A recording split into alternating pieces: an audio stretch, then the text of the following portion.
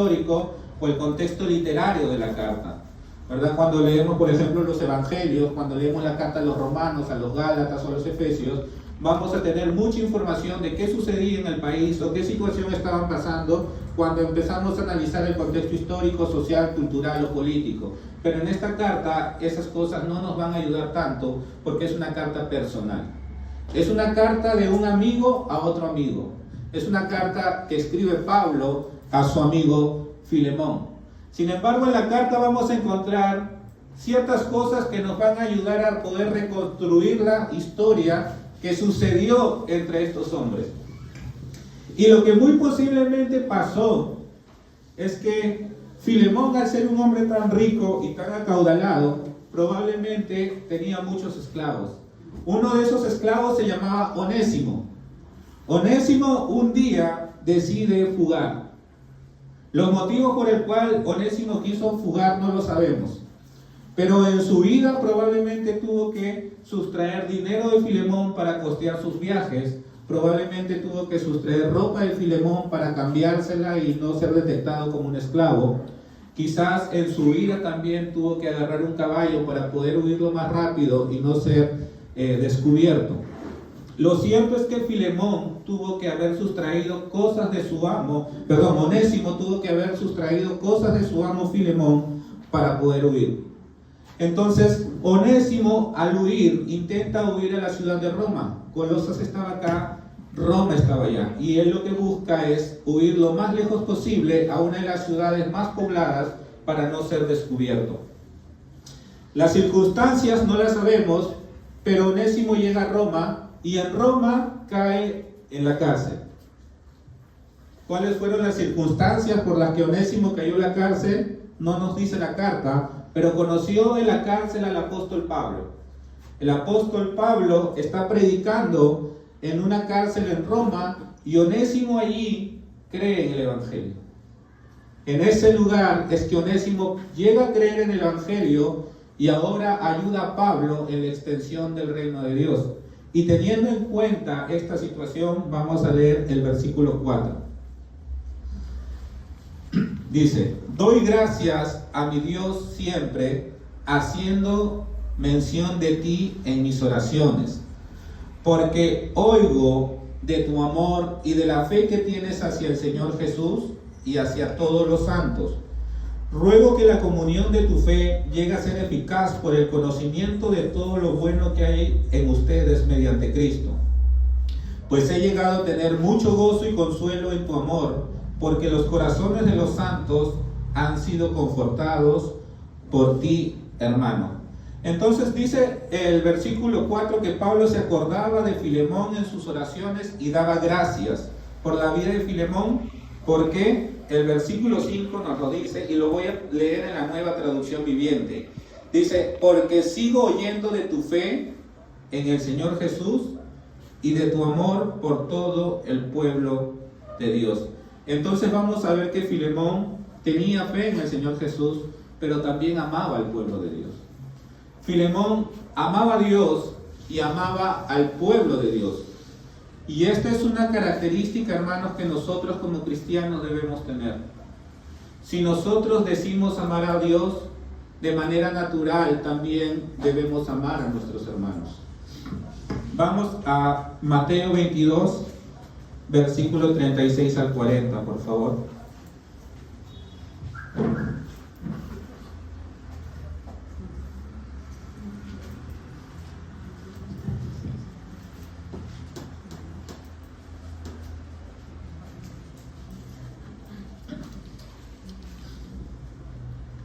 Mateo 22, 36 al 40 dice: Maestro, ¿cuál es el gran mandamiento de la ley? Y él contestó: amarás al Señor tu Dios con todo tu corazón y con toda tu alma y con toda tu mente. Este es el grande y primer mandamiento. Y el segundo es semejante a este: amarás a tu prójimo como a ti mismo. De estos dos mandamientos dependen toda la ley y los profetas. Entonces, hermanos, como cristianos no tenemos excusa para no amar a nuestro prójimo. Y para amar a nuestro prójimo no necesitamos tener todo el dinero que quizás tenía Filemón. muchas veces con preguntarle cómo está o cómo le va, o si te ha contado algún problema, o si te ha contado él que tiene algún problema, muchas veces solo basta con escribirle un mensaje por WhatsApp o hacerle una llamada, mostrarle que le importamos a esa persona. Para mostrar amor a nuestro prójimo no necesitamos tanto dinero, a veces solo son pequeñas acciones que nosotros tenemos que tener para con otras personas. Pablo le sigue diciendo en el versículo 6 a Filemón, lo vuelvo a leer, pero en Nueva Traducción Viviente, dice: pido a Dios que pongas en práctica la generosidad que proviene de tu fe, a medida que comprendes y vives todo lo bueno que tenemos en Cristo. Pablo le va a pedir a Filemón que ponga en práctica la generosidad que proviene de su fe. Así que Pablo espera que Filemón cumpla la petición que él le va a hacer. Y vamos a leer el versículo 8. Dice: por lo cual, aunque tengo mucha libertad en Cristo para mandarte a hacer lo que conviene, no obstante, por causa del amor que te tengo, te hago un ruego, siendo como soy, Pablo anciano, ahora también prisionero de Cristo Jesús. Ahora es muy probable que Pablo y Filemón hayan sido amigos, pero algo que me llama a mí la atención es cuando Pablo le dice: aunque tengo mucha libertad en Cristo para mandarte a hacer lo que conviene. Si nosotros nos damos cuenta, Filemón era una persona muy acaudalada, que probablemente tenía muchos esclavos, y él era una persona que no necesariamente estaba acostumbrada a que le digan lo que él tenía que hacer. Era una persona que, muy por el contrario, tal vez era una persona que estaba acostumbrada a dar directrices, que era una persona que decía algo y su siervo lo hacía. Una persona que decía otra cosa y todo lo que decía Filemón, probablemente otras personas iban y lo hacían. Pero ahora Pablo le está diciendo: tengo libertad para mandarte a hacer lo que conviene. Y Filemón, lo primero que vamos a ver aquí es que Filemón está demostrando humildad. Humildad porque, a pesar de que él era una persona rica y poderosa en Colosas, él no tenía problemas en que Pablo le pudiera hablar de esta manera. Y no vemos que Filemón tampoco pusiera, o se enojara porque Pablo le dijera estas palabras. Pero también vamos a ver humildad de parte del apóstol Pablo, porque aunque él tenía una autoridad apostólica, porque él era un apóstol de Jesucristo, él no le dice: ¿sabes qué, Filemón? Te ordeno a que dejes a Onésimo conmigo, sino que le hace un ruego. Te ruego, le dice. Pablo demuestra humildad también, porque él no va a usar de su autoridad apostólica, sino que él le va a pedir a Filemón y espera que Filemón pueda responder a la petición voluntariamente que le va a hacer el apóstol Pablo. Y hermanos, la pregunta sería en todo caso: ¿qué tan seguido nosotros mostramos humildad, como lo vemos en Pablo o en Filemón? Y lo digo porque en la sociedad en que nosotros vivimos a veces puede ser muy difícil mostrar humildad. Sobre todo en una sociedad donde se nos dice que a más poder, a más dinero, a más alto estemos nosotros sobre otras personas, vamos a poder llegar más alto. Sin importar a cuántas personas tengamos que pisotear, muchas veces la sociedad nos enseña esas cosas. La vez pasada vi una noticia donde una reportera estaba en su carro, el policía de tránsito la para y esta reportera le dice: ¿tú sabes quién soy yo? ¿Tú sabes cómo me llamo? Y la clásica le pregunta: ¿cuál es tu nombre? Luego esta reportera agarra, saca su celular y le dice: ¿aló, con el general tal? Y esa actitud de esta reportera no muestra humildad, porque eso es lo que nosotros vemos en el mundo, y muchas veces por eso nos puede parecer difícil mostrar humildad, porque muchas veces en esta sociedad la humildad es vista como algo débil, como algo que no debe de ser, cuando en la Biblia encontramos que es todo lo contrario. Vayamos a Filipenses 2, versículos 5 al 8.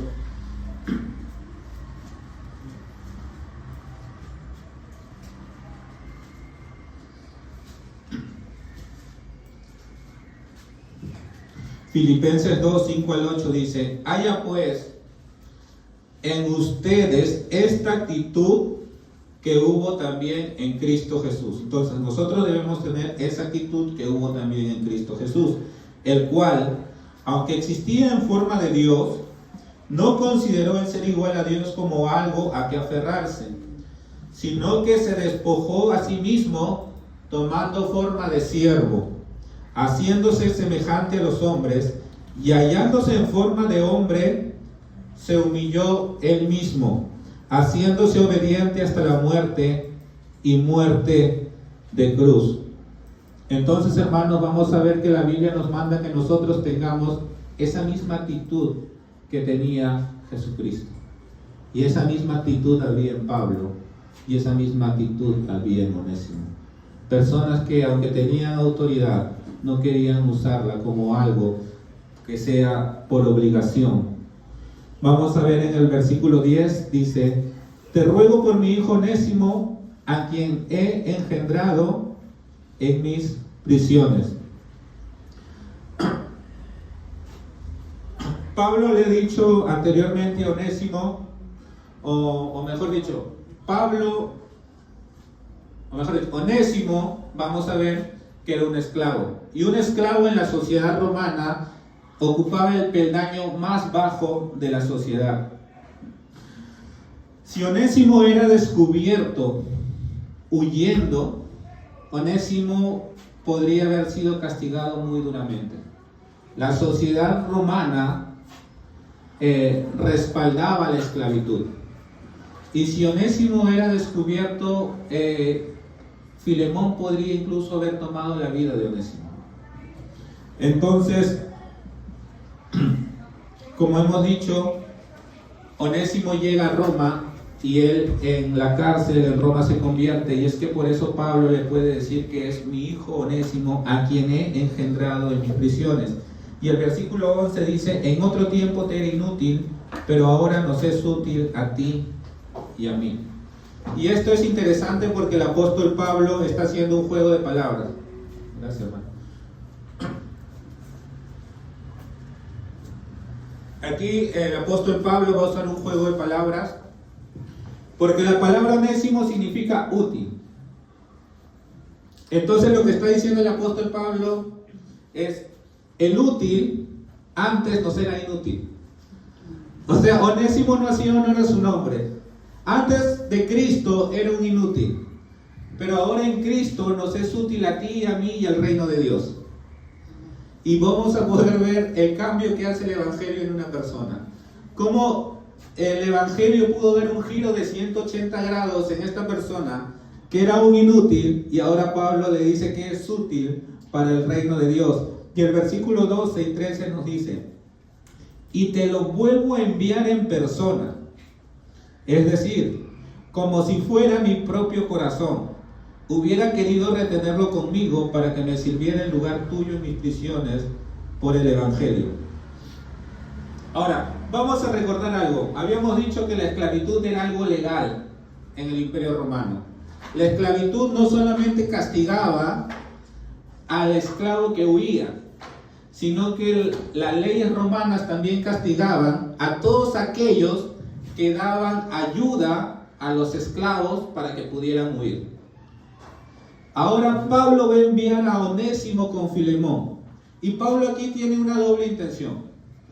Primero, que se cumpla con la ley. Porque los cristianos debemos ser respetuosos de las leyes de nuestra nación, siempre y cuando estas leyes no contradigan la palabra de Dios. Entonces, Onésimo tiene que regresar ahora donde su amo Filemón. Y la primera intención del apóstol Pablo es eso, que se pueda cumplir con las leyes. La segunda intención que tiene el apóstol Pablo es ver el carácter cristiano, tanto de Onésimo como de Filemón. Porque si Onésimo realmente ha creído en el Evangelio, él tiene que ir donde Filemón y ahora tiene que pedirle perdón.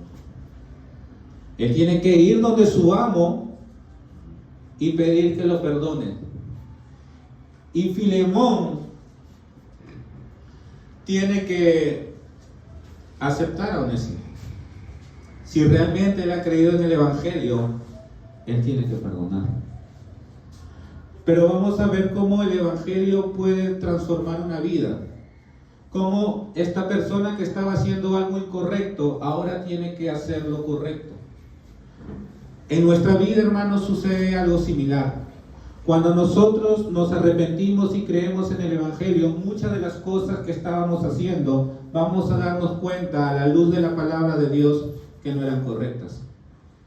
Si por ejemplo el que robaba y ahora ha creído en el Evangelio, ya no debe robar más. Si por ejemplo una persona tenía una familia o tenía hijos, pero no estaba casado, ahora que ha creído en el Evangelio, y si su pareja también ha creído en el Evangelio, tienen que casarse.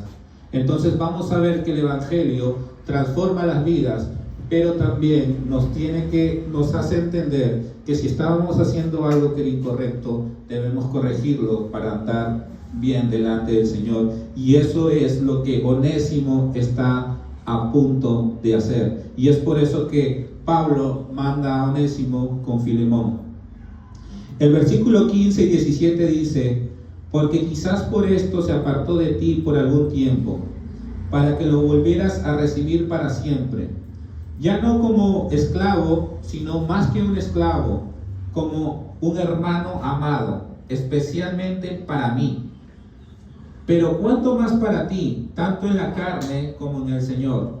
Si me tienes pues por compañero, acéptalo, como me aceptarías a mí. El amo tenía el derecho de castigar a su esclavo como él quisiera. Filemón tenía el derecho incluso de tomar la vida de Onésimo por lo que había sucedido. Pero Pablo le está pidiendo a Filemón que lo reciba con alegría. Le está diciendo no solamente recíbelo como un esclavo, sino recíbelo ahora como un hermano.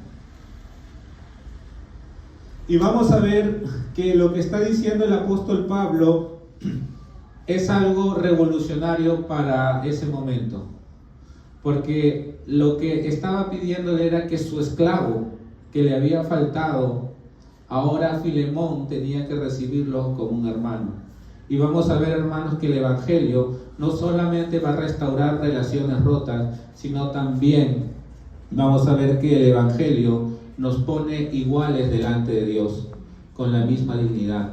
No importa si eres amo, si eres esclavo, si eres rico, si eres pobre, del país que sea, delante de Dios todos somos iguales. Amén. Todos somos parte de la familia de Dios. Somos hermanos en Cristo porque tenemos un solo Padre.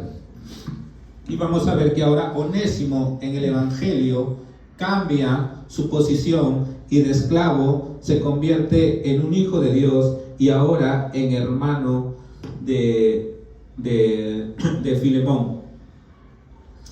Y esto es interesante, hermanos, porque como habíamos dicho, ahora que Onésimo va a regresar y Filemón va a aceptar a Onésimo, él tiene que perdonarle porque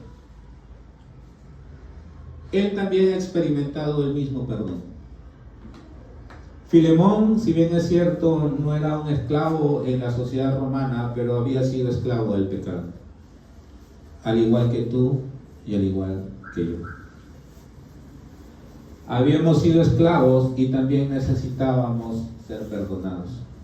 Y si Filemón realmente experimentó el perdón de Dios sin que él lo mereciera, entonces él tenía que reflejar ahora el carácter de Dios. Y a pesar de la ofensa que le había hecho Onésimo, ahora él tenía que perdonar a Onésimo porque él también había sido perdonado sin merecerlo. Y nosotros, hermanos, de la misma manera, Dios nos ha perdonado nuestros pecados sin merecerlo. Dios nos manda por eso a perdonar a nuestro prójimo. Y ese es un perdón sin condición. No es que yo te voy a perdonar si haces esto o si haces lo otro. Es un perdón sin condición porque Dios nos ha perdonado de la misma manera. Yo quiero que leamos Romanos 5, versículo 10 al 11.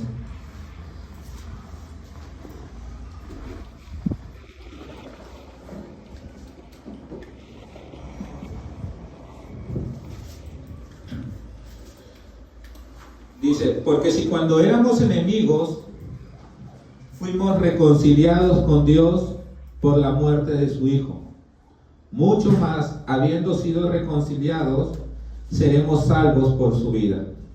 Y no solo esto, sino que también nos gloriamos en Dios por medio de nuestro Señor Jesucristo, por quien ahora hemos recibido la reconciliación. Entonces, nosotros éramos enemigos de Dios, pero en Cristo Jesús hemos sido reconciliados con el Padre. En Cristo Jesús hemos obtenido ese perdón que nosotros no merecíamos. Ahora vamos a Filemón, versículo 18 y 19. Y aquí vamos a leer algo que es crucial en la carta y que me parece las líneas principales de la epístola. Dice versículo 18 y versículo 19. Y si te ha perjudicado en alguna forma o te debe algo, cárgalo a mi cuenta. Yo, Pablo, escribo esto con mi propia mano. Yo lo pagaré, por no decirte que aún tú mismo te me debes a mí. Imagínense, el apóstol Pablo está enviando a Onésimo con Filemón. Onésimo le ha robado a Filemón. Filemón podría decir, está bien, Pablo, yo lo perdono. Está bien, Pablo, yo lo puedo perdonar, pero ¿y de la deuda qué? Él me ha robado, me ha causado perjuicios económicos, ¿verdad? Entonces, yo lo puedo perdonar, pero iba a quedar una deuda ahí. Sin embargo, el apóstol Pablo se pone frente a él y le dice, esa deuda yo la voy a pagar. Y estas líneas me parecen tan esenciales, hermanos, porque reflejan el Evangelio, porque hacen que el Evangelio brille mucho más, porque nosotros éramos deudores de Dios, porque nosotros teníamos una deuda con Dios que no podíamos pagar. Éramos esclavos del pecado y teníamos una deuda impagable delante de Él. Y se pone el Señor Jesucristo y dice, todo lo que te debe Juan Caicho, yo lo pagaré. Todo lo que te debe Daniel, yo lo pagaré.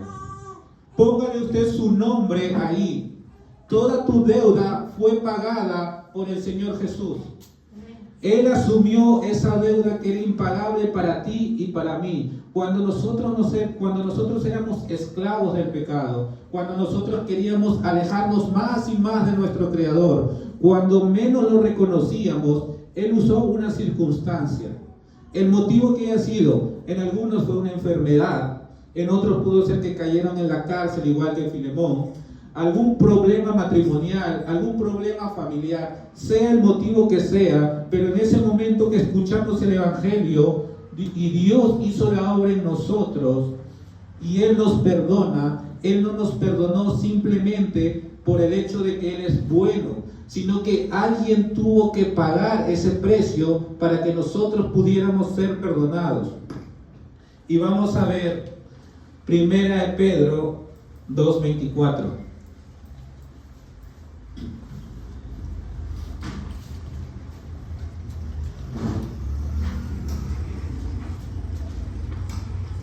Primera de Pedro 2:24 dice, Él mismo llevó nuestros pecados en su cuerpo sobre la cruz, a fin de que muramos al pecado y vivamos a la justicia, porque por sus heridas fueron ustedes sanados. El Señor Jesús en la cruz cargó con nuestros pecados. En la cruz Él pagó nuestras deudas. Esto, hermanos, se le conoce como el glorioso intercambio.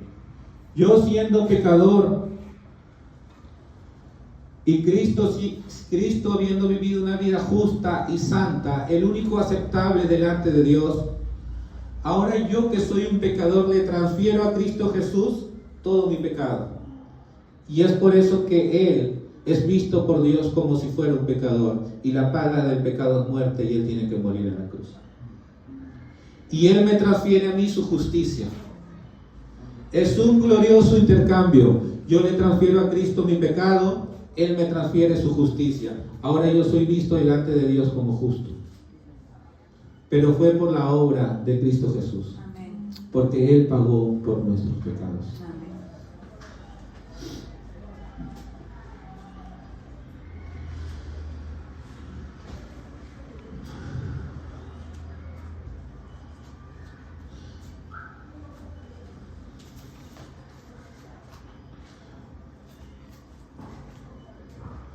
Si nos ponemos, hermanos, si nos ponemos a reflexionar en esta carta, nos vamos a dar cuenta que de algún modo todos somos honestos.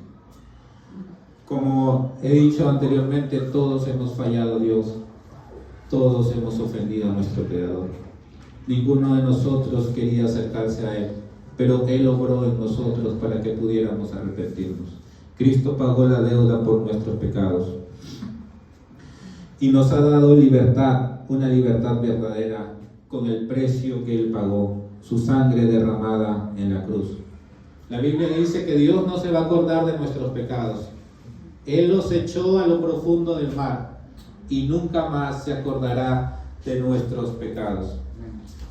No sabemos cuál fue la respuesta de Filemón ante la carta del apóstol Pablo, pero conociendo el carácter de Filemón, estamos seguros que él cumplió los ruegos que el apóstol Pablo lo hizo.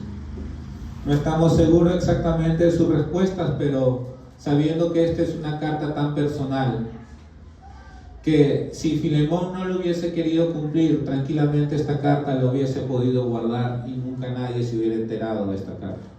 Pero el hecho de que esta carta se haya hecho pública es porque es muy probable que Filemón sí aceptó la petición del apóstol Pablo, y que sí Filemón perdonó a Onésimo, y que sí lo trató como si fuera un hermano, porque ahora ambos eran parte de la familia de Dios.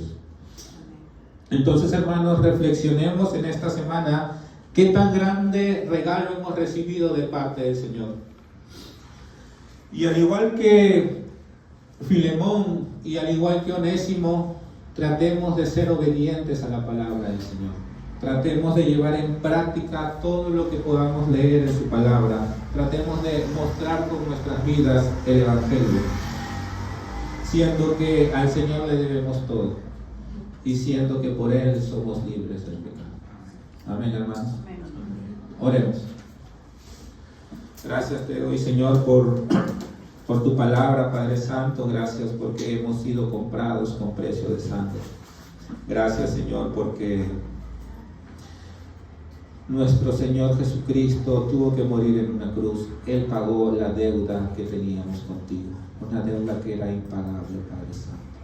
Él dio su vida, Señor, para el perdón de nuestros pecados, y tú aceptaste, Señor, ese pago. Y por medio de esa sangre derramada es que nosotros, Señor, hemos sido perdonados y hemos sido hechos hijos tuyos. Te rogamos, Señor, por aquellas personas que aún no han creído, por nuestros familiares que aún no han creído, Señor, para que seas tú abriendo sus corazones en su momento y que nos des palabras, Señor, sabias para nosotros poder predicarles a ellos y que ellos puedan creer.